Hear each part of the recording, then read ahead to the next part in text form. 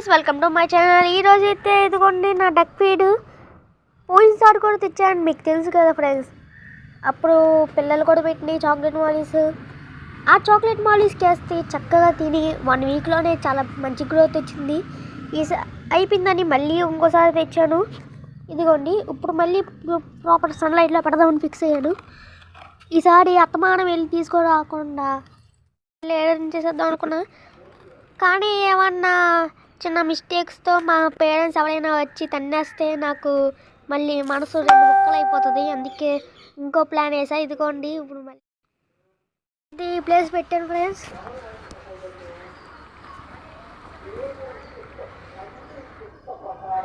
ఇదిగోండి ఇక్కడ అయితే చాలా మంచిగా ప్రాపర్ సన్లైట్ ఉంటుంది, చాలా బాగా పడుతుంది.